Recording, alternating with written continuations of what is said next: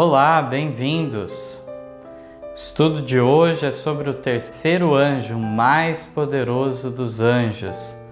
Estudo maravilhoso, surpreendente, mas antes de entrarmos nele, eu gostaria de incentivá-los a darem relevância a esses vídeos que temos preparados no canal do YouTube. Vários estudos já estão prontos aí. Temos uma série da Parábola das 10 Virgens, que ainda está em andamento. Cada capítulo de nossa apostila da parábola foi feito um vídeo. Temos uma série sobre o Deus Triuno, temos vários outros estudos avulso e gostaríamos que dessem a relevância a esses temas curtindo os vídeos, compartilhando com mais pessoas, se inscrevendo no canal. E também temos aí o site movimentoadventista.com.br, temos também a página do Facebook, que também procura trazer as novidades aí. Siga-nos nas redes sociais, então, diversas atualmente que temos, e havendo alguma dúvida, algum questionamento, um esclarecimento que queiram, entre em contato conosco também. Então, nesse tema, o primeiro ponto a ser estudado, nós vamos dividir em alguns tópicos esse assunto, e de certo modo é algo complementar ao tema, então, do quarto anjo que nós já estudamos em duas partes. Aqui temos uma importância de colocar no devido lugar o terceiro anjo também. Uma vez que foi esclarecido o tempo devido para vir o anjo Apocalipse 18, agora também devemos compreender corretamente o devido lugar do terceiro anjo na conclusão da obra. Será dividido em 4 tópicos esse assunto. O primeiro é referente aos 3 anjos, que representam os que pregam as mensagens. O primeiro texto, falando mais especificamente do primeiro anjo, Ellen White comenta o porquê do símbolo do anjo. É significativo o fato de afirmar-se ser um anjo arauto desta advertência. Pela pureza, glória e poder do mensageiro celestial, a sabedoria divina foi servida de representar o caráter exaltado da obra a cumprir-se pela mensagem, o poder e glória que a deveriam acompanhar, e o voo do anjo pelo meio do céu, a grande voz com que é proferida a advertência, sua proclamação a todos que habitam sobre a terra, a toda nação, tribo, língua e povo, evidenciam a rapidez e extensão mundial do movimento. Então aqui já é mostrado algumas razões para isso, né? E temos esse texto no Grande Conflito 355 e agora um texto do Testemunhos para a Igreja, volume 5, página 455, fala que os 3 anjos de Apocalipse 14 representam o povo que aceita a luz das mensagens de Deus e vão como agentes seus fazer soar a advertência por toda a extensão e largura da terra. É importante destacar que atualmente o povo de Deus não deve representar apenas o terceiro, o último que veio atuar, mas de fato a junção dos 3 então anjos representa o povo que aceita a luz. Então, de 1798 a 1844, esteve em andamento apenas uma representação do primeiro anjo. Aí chega o verão, vem o segundo anjo, agora eles representavam o primeiro e o segundo. No outono daquele mesmo ano vem o terceiro e agora representava o primeiro, o segundo e o terceiro. E assim deve ser atualmente. Temos também no Verdade sobre os Anjos, página 247, que estes anjos representam aqueles que recebem a verdade e com poder abrem o evangelho diante do mundo. Vemos que não é uma questão de identificar uma denominação específica, uma organização, instituição, mas sim aqueles que se enquadram como representantes destas mensagens, dessas verdades para os últimos dias. Um texto significativo também sobre isso nós encontramos no Vida e Ensinos, página 87, que fala que foi mostrado que o terceiro anjo que proclama os mandamentos e a fé de Jesus representa o povo que recebe essa mensagem e ergue a voz de advertência ao mundo para que guarde os mandamentos de Deus e a sua lei como a menina dos olhos. Então, para atualmente uma instituição querer se caracterizar pelo terceiro anjo, ela deve então estar proclamando os mandamentos e a fé de Jesus, porque foi mostrado que esse é o papel do terceiro anjo. Representa então um povo que ergue a voz de advertência ao mundo para que guarde os mandamentos de Deus e a sua lei como a menina dos olhos. Então, se essa igreja desculpa qualquer transgressão de um dos 10 mandamentos, ela não pode representar adequadamente o terceiro anjo. Mais adiante, então, vamos nessa consideração ao vermos no Sexto Testemunho para a Igreja, páginas 17 e 18, que os 3 anjos de Apocalipse 14 são representados como voando pelo meio do céu, o que simboliza a obra dos que estão proclamando a primeira, segunda e terceira mensagens angélicas. Todas estão relacionadas entre si. As evidências da verdade eterna e inalterável dessas importantes mensagens, tão significativas para a Igreja que lhe valeram violenta oposição do mundo religioso, não estão falidas. Satanás procura constantemente projetar sombras sobre essas mensagens, para que o povo de Deus não possa discernir claramente sua importância, tempo e lugar. Não obstante, permanecem e deverão exercer sua influência sobre nossa vida religiosa enquanto durar o tempo. Mais uma vez, gostaria de destacar que não é como que cada anjo representasse uma denominação, um grupo de pessoas. O primeiro que foi rejeitado, depois teve que vir o segundo foi rejeitado, veio o terceiro, e eventualmente o terceiro vai ser rejeitado para vir um quarto. Não, nada disso. São cumulativas.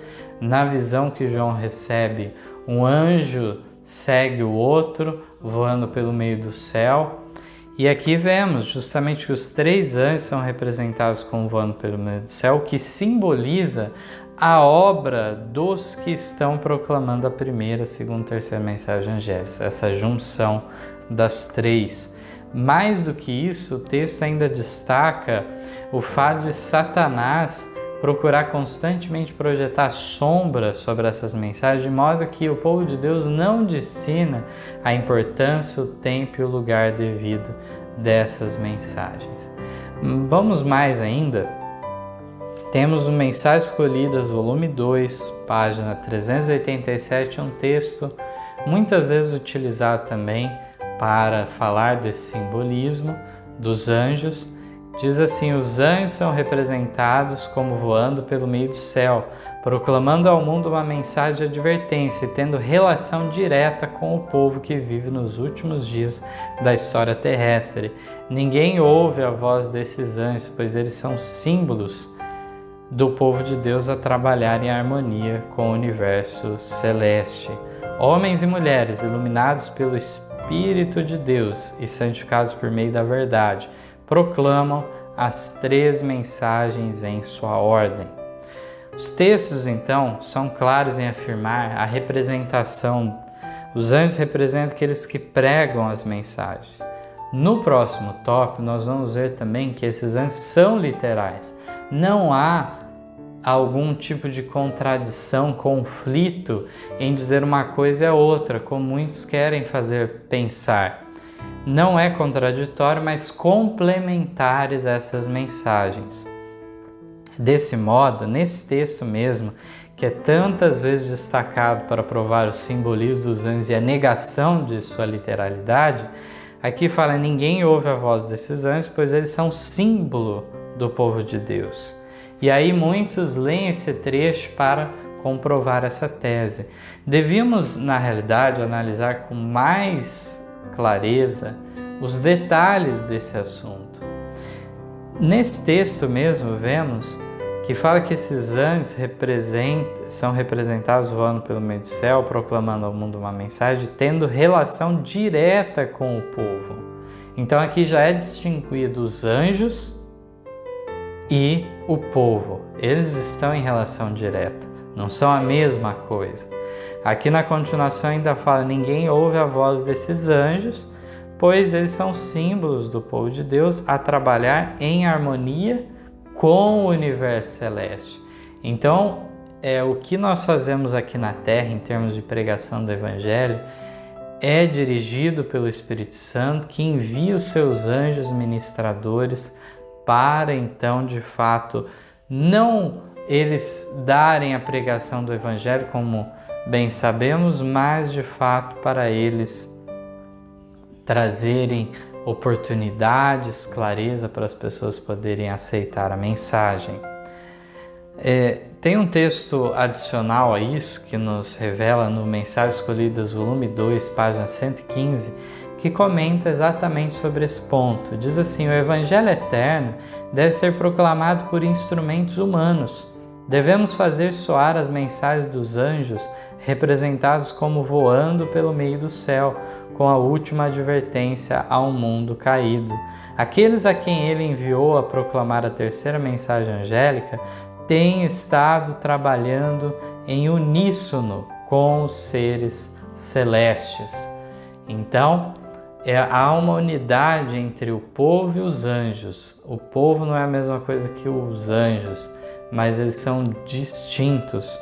Nós vamos entrar em mais detalhes sobre isso mais adiante também no nosso estudo, mas eu gostaria de destacar ainda um outro ponto especial do que nós lemos, que é em relação a como Satanás ele quer projetar sombras sobre a devida importância, o devido tempo e o lugar de se cumprir essas mensagens, algo que Satanás tem sido bem sucedido em nossos dias muitas vezes. Um ponto que eu gostaria de comentar aqui de passagem é que o tempo do início do primeiro anjo muitas vezes é colocado com Guilherme Miller em 1831 ou até mesmo 1833. No entanto, o Espírito de Profecia é claro em dizer que não é esse o tempo, mas sim 1798, no início do tempo do fim, tendo diversos pregadores ao redor do mundo realizando essa obra. Então, os irmãos consultem Testemunho para Ministros, página 115, esclarece em relação a isso, e também Grande Conflito, páginas 355 e 356. Preferencialmente, ler o capítulo inteiro, capítulo 20, Um Grande Movimento Mundial, é muito autoexplicativo em relação ao devido tempo para o início do primeiro anjo de sua obra. Mas vamos então para o segundo tópico desse estudo que nós estamos tendo. Os textos a seguir vão nos esclarecer sobre o tema desse tópico 2. Os três anjos são literais. Primeiro texto, Primeiros Escritos, 245, 246, falando do primeiro anjo, diz assim: foi mostrado o interesse que todo o céu havia tomado na obra em processamento na terra. Jesus comissionou um poderoso anjo para que descesse e advertisse os habitantes da terra de que se preparassem para o seu segundo aparecimento. Ao deixar o anjo a presença de Jesus no céu, uma luz excessivamente brilhante e gloriosa ia diante dele. Foi-me dito que sua missão era iluminar a terra com sua glória e advertir o homem com respeito à iminente ira de Deus. Multidões receberam a luz, alguns desses pareciam estar muito solenizados, enquanto outros se mostravam jubilosos e arrebatados.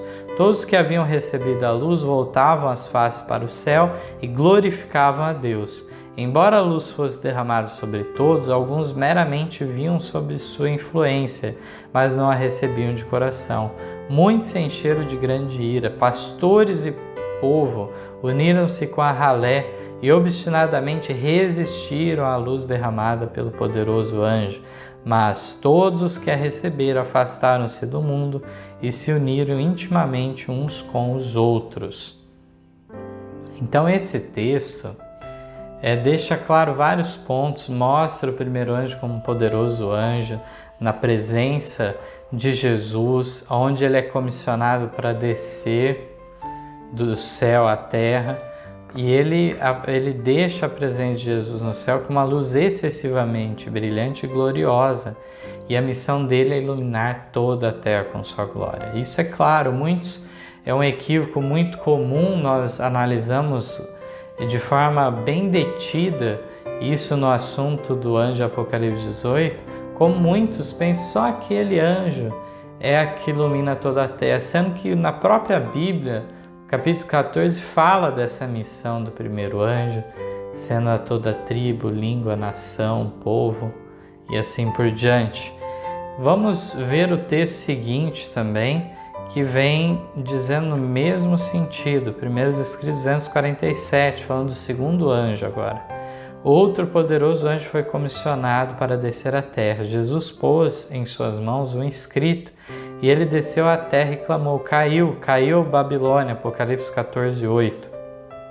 Então vi os que sofreram o desapontamento levantarem de novo os olhos para o céu, aguardando com fé e esperança o aparecimento do seu Senhor. Também na mesma página, mais adiante, diz assim: ao unir-se o povo de Deus no clamor do segundo anjo, o exército celestial anotou com o mais profundo interesse o efeito da mensagem. Então nós vemos a distinção que é feita, lá no primeiro anjo fala daqueles que resistiam à luz derramada pelo poderoso anjo. Aqui fala então do povo de Deus se unir no clamor com o segundo anjo. Vemos a distinção então de seres humanos e os anjos celestiais. Primeiros Escritos 241, 242 dá mais detalhes ainda sobre o segundo anjo. Então ouvi a voz de outro anjo dizendo: caiu, caiu Babilônia, Apocalipse 14, 8. Uma luz brilhou sobre os desalentados e com ardentes desejos por seu aparecimento, fixaram de novo os olhos em Jesus. Viam um número de anjos conversando com aquele que havia clamado: caiu Babilônia, e esses uniram-se com ele na exclamação: aí vem o esposo, saí ao encontro, Mateus 25, 6. As vozes musicais desses anjos pareciam chegar a toda parte. Uma luz excessivamente brilhante e gloriosa resplandecia ao redor dos que haviam estimado a luz que lhes havia sido concedida. Suas faces brilhavam com excelente glória e uniram-se aos anjos no clamor: aí vem o esposo. Ao suscitarem eles harmoniosamente o clamor entre os diferentes grupos, os que rejeitaram os empurravam e com olhares de ódio deles escarneciam e zombavam. Mas anjos de Deus convergiam suas asas sobre os perseguidos, enquanto Satanás e seus anjos procuravam lançar trevas ao redor deles a fim de levá-los a rejeitar a luz do céu. Aqui vemos também, de forma destacada, não só tem um anjo dirigente, chefe final daquela mensagem, que é então o denominado segundo anjo, mas aqui fala que havia um número de anjos conversando com aquele que era o segundo, de modo que ele também tem seus anjos assistentes para auxiliá-lo nesta obra de levar a mensagem adiante através dos instrumentos humanos. Vemos aqui também a distinção, mais uma vez, falando daqueles que aceitavam e suas faces brilhavam com excelente glória porque tinham aceitado a verdade. E uniram-se aos anjos do clamor: aí vem esposo, que se deu em conexão com o segundo anjo naquela época. Vemos aqui falando de vozes musicais dos anjos por toda parte, mas há alguns que ainda insistentemente querem negar tudo isso e falam que mesmo essas visões de Ellen White, obviamente colocadas para ela de maneira didática, compreensiva, trazendo vários passos da caminhada do povo de Deus de maneira didática, entende que isso é mero simbolismo e que esses anjos não são literais, mas são de fato símbolos então dos seres humanos, mas aqui nós vemos a distinção de uma coisa da outra. E mais, é tudo simbolismo, então nada disso é real. Não é real que o anjo estava na presença de Jesus, não é real nada disso. Aqui na parte final que nós lemos, fala que anjos de Deus convergiam suas asas sobre os perseguidos e ao mesmo tempo tinha Satanás e seus anjos procuravam lançar trevas ao redor deles, a fim de levá-los a rejeitar a luz do céu. Como que fica essa questão então? Não é verdadeiro, não é real também Satanás e os anjos maus? São simbolismo simplesmente?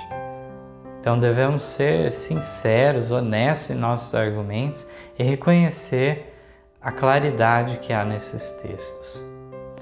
Vamos agora ver o que temos revelado em relação à literalidade do terceiro anjo. O primeiro texto está também no Primeiros Escritos, página 89.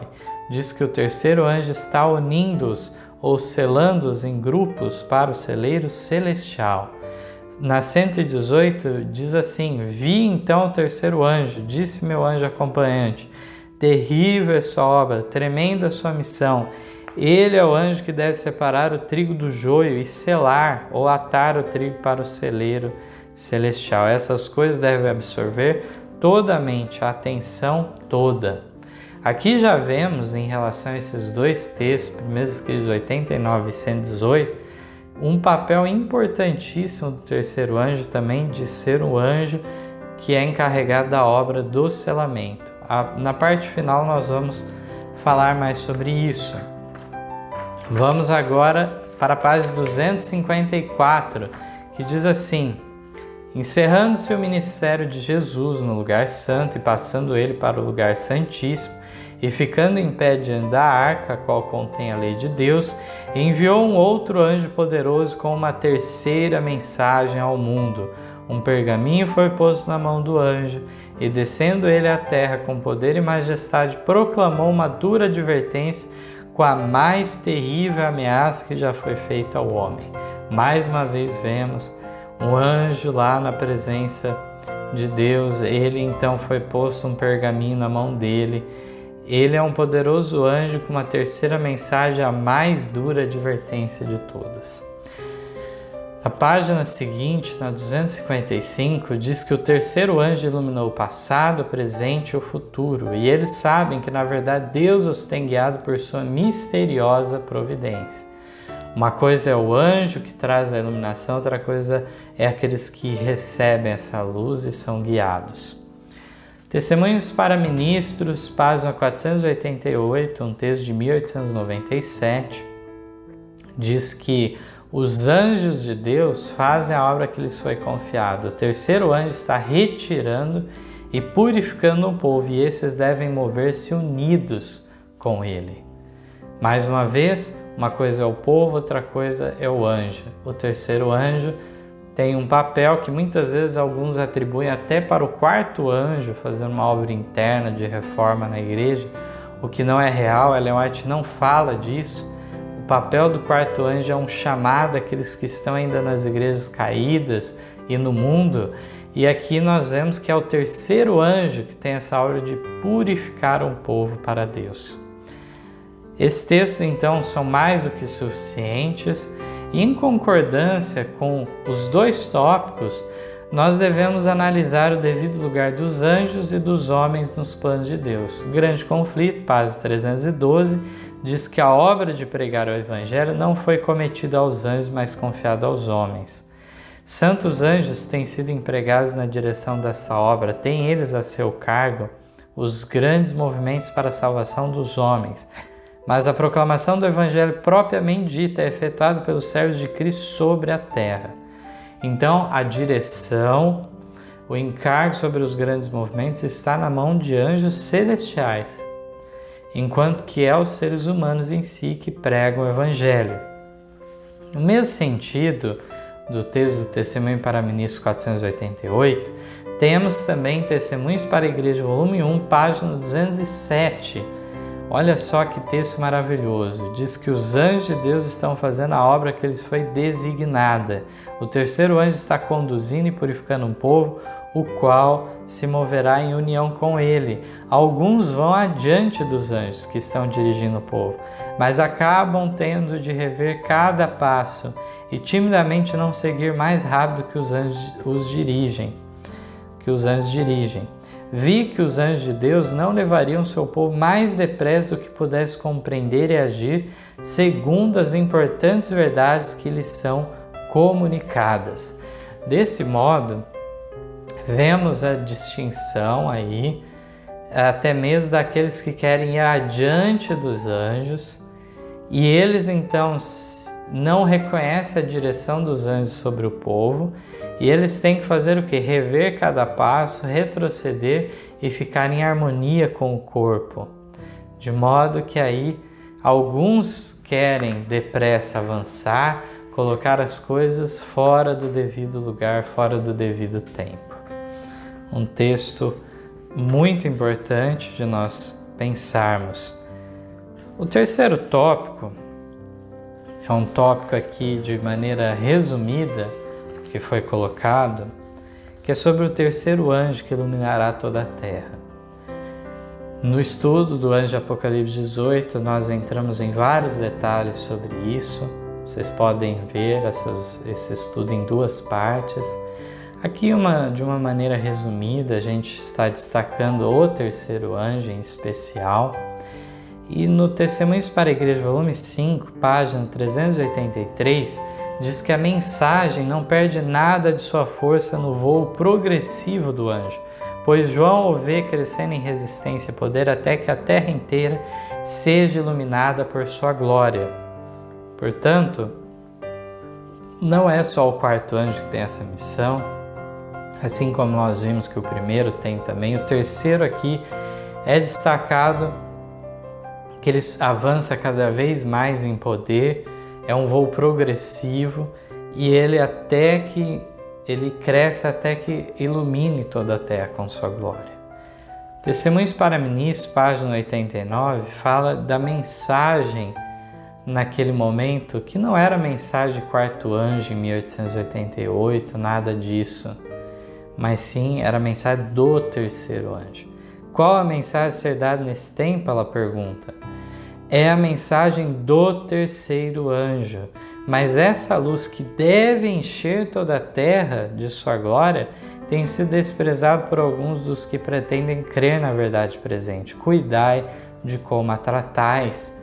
Portanto, nós vemos que a mensagem atual naquela época era a mensagem do terceiro anjo, e é uma luz que deve encher a terra toda de sua glória.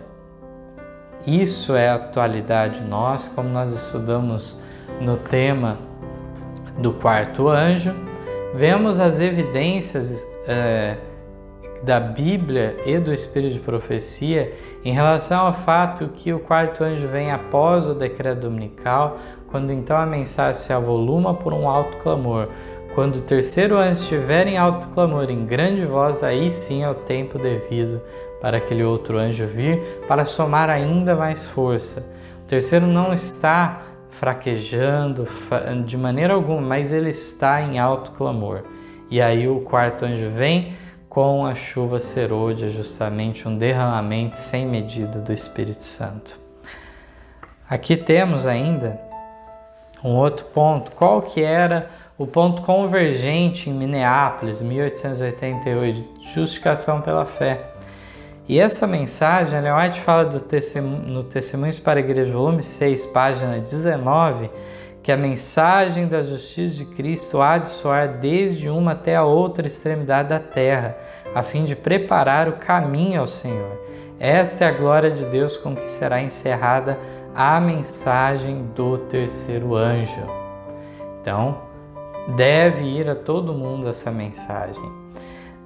Ellen White confirma mais uma vez esse tópico ao dizer no Mensagem Escolhidas, volume 1, página 372, texto original da Review Herald de 1º de abril de 1890, que vários me escreveram, indagando se a mensagem da justificação pela fé é a mensagem do terceiro anjo.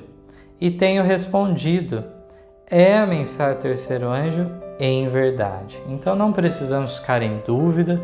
Em 1888 veio a mensagem da justiça de Cristo, que faz parte então da mensagem do terceiro anjo.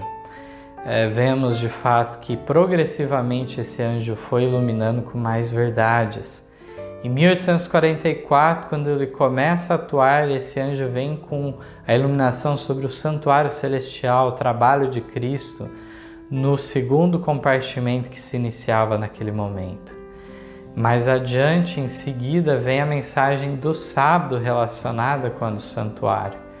Só em 1863 que veio o braço direito dessa mensagem do terceiro anjo, que é reforma de saúde. E em 1888, em meados daquela década, podemos dizer, Wagner Jones começa a pregar justificação pela fé, também mensagem do terceiro anjo. Essa luz começa a fazer parte do povo de Deus. Agora vamos entrar no último tópico, o quarto tópico, que é que o terceiro anjo é o responsável pela obra do selamento. Mas ao entendermos esse particular, nós na realidade vamos ser beneficiados para além disso. Ao vermos então, vamos descobrir através dos textos a seguir que o terceiro anjo de fato é o mais poderoso dos anjos. Então o primeiro texto aqui, ele deve ser complementado com o que nós já lemos, Primeiros Escritos 89 e na 118, falando desse papel, essa terrível obra do terceiro anjo, uma obra de selamento, separar o trigo do joio. Aqui no Primeiros Escritos 279, fala do encerramento dessa obra. Diz assim: foi-me indicado o tempo em que a mensagem do terceiro anjo estava para ser concluída. O poder de Deus havia repousado sobre seu povo, tinham cumprido a sua obra e encontravam-se preparados para a hora de prova à sua frente. Tinham recebido a chuva serôdia ou refrigério pela presença do Senhor e se reanimaram o vivo testemunho. A última grande advertência tinha sido soada por toda parte e havia instigado e enraivecido os habitantes da terra que não quiseram receber a mensagem. Via anjos indo rapidamente de um lado para o outro. Um anjo com um tinteiro de escrivão ao lado voltou da terra e informou a Jesus que sua obra estava feita e os santos estavam numerados e selados. Então vi Jesus, que estivera administrando diante da arca, a qual contém os 10 mandamentos, lançar o incensário. Levantou as mãos e com grande voz disse: está feito. Vemos nesse texto que de fato há um anjo literal encarregado dessa obra do selamento. E aqui diz então, fazendo uma referência a Ezequiel 9, nitidamente aqui falando de um tinteiro de escrivão ao lado, né?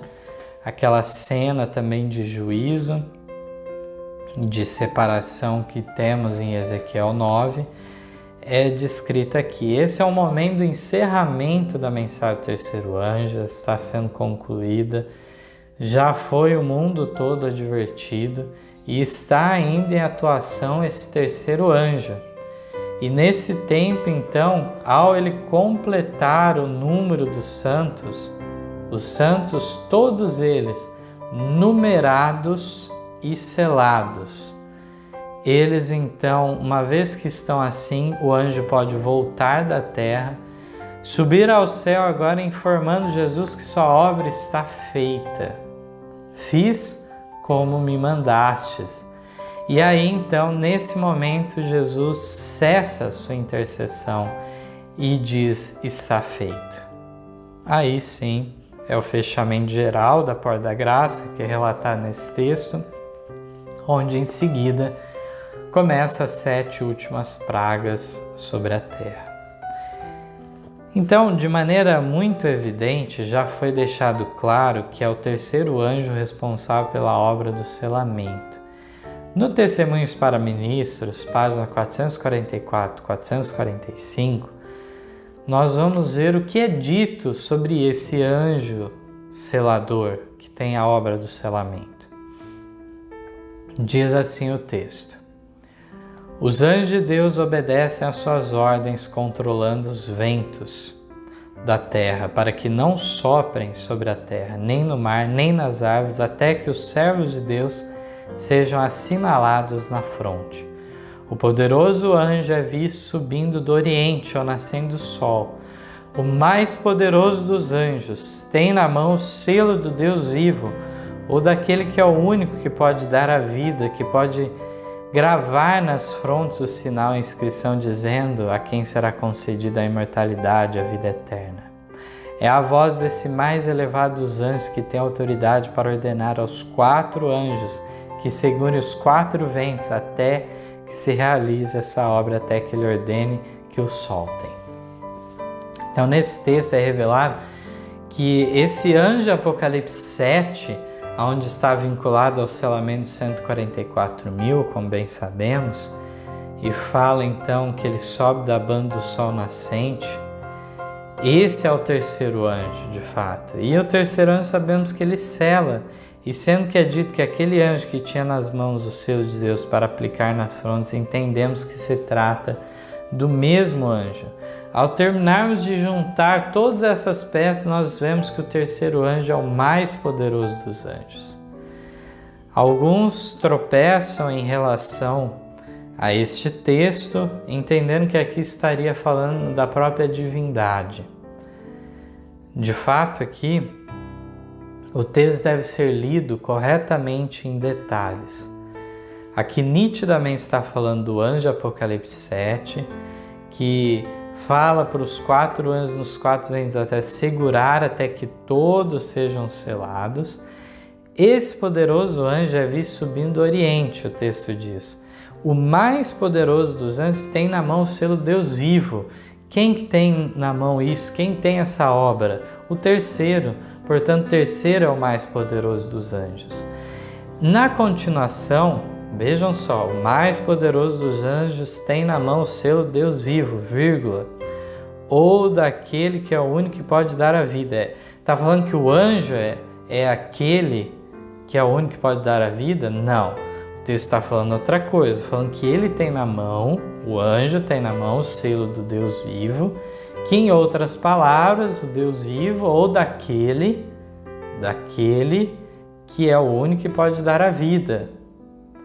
E aí na continuação ainda fala que pode gravar nas frontes o sinal, a inscrição dizendo a quem será concedido a imortalidade e a vida eterna. Então apenas Ellen White ela descreve 2 formas a questão do Deus vivo, que é justamente aquele, é o sinal que o terceiro anjo, mais poderoso dos anjos, carrega, é o sinal do Deus vivo, ou daquele que é o único que pode dar a vida. O sinal é deste. E aí vemos então que a obra, de fato, é de um anjo, ainda que dirigida, obviamente, por Deus. Temos muitas pessoas que relacionam a questão do Espírito Santo com essa obra. De fato, temos na própria Bíblia revelação em relação a um sinal da redenção que é colocado pelo Espírito Santo, que é justamente a conversão, a salvação. Isso na Bíblia é relatado. E, no entanto, aqui sabemos quando falamos deste selo, tem relação com o sábado, e temos esse entendimento, então, de um selamento específico de um grupo, não apenas de salvos de todas as eras, salvos na grande multidão, mas os salvos nos 144.000. É obra do terceiro anjo separar estes. Gostaria ainda de ir mais fundo nesse ponto. Uma vez que nós entendemos já que o terceiro anjo ele é responsável pela obra do selamento, que ele é justamente o mais poderoso dos anjos, nós teríamos uma revelação a mais em relação a isso? Sabermos o nome desse mais poderoso dos anjos? Com certeza temos. Desejar de todas as nações, na página 99, Ellen White diz assim: as palavras do anjo, eu sou Gabriel, que assisto diante de Deus, mostram que ocupa a posição de elevada honra nas cortes celestiais. Quando viera com a mensagem para Daniel, dissera: ninguém há que se esforce comigo contra aqueles a não ser Miguel, Cristo, vosso príncipe. De Gabriel, diz o Salvador em Apocalipse, pelo seu anjo os enviou e as notificou a João, seu servo. E a João, o anjo, declarou: eu sou conservo teu e de teus irmãos, os profetas. Apocalipse 22, 9. Maravilhoso pensamento que o anjo que ocupa em honra o lugar logo abaixo do Filho de Deus é o escolhido para revelar os desígnios de Deus a homens pecadores. Então esse texto nos revela esse anjo que muitas vezes é chamado de seu anjo, aquele que assiste diante de Deus, aquele que apareceu para Daniel, apareceu para João. Este é o mais elevado dos anjos, cujo nome é Gabriel, anjo que ficou no lugar de Lúcifer. Quando ele então se apostatou, Gabriel entrou no lugar. O texto então, ao revelar isto, vemos que é o próprio Gabriel, o anjo selador, o terceiro anjo, o mais poderoso dos anjos. Maravilhosa revelação. Sabemos que na atualidade, agora remetendo para o texto do Testemunho para Ministros 488, é Gabriel, o terceiro anjo, que está retirando e purificando um povo, e esses devem mover-se unidos com ele. Deus seja louvado por essa revelação maravilhosa que temos aqui nas páginas inspiradas. Que de fato seja mantida sempre nossa crença na obra de purificação de um povo pelo terceiro anjo, e sendo assim, nos movamos de fato unidos com ele. Deus abençoe a cada um de vocês. Esse é o meu desejo de oração. Amém. Em nosso site vocês encontrarão estudos, notícias, dicas de saúde, além de todas as nossas lições. Participem conosco através da nossa página no Facebook e assistam todas as nossas lições através do YouTube.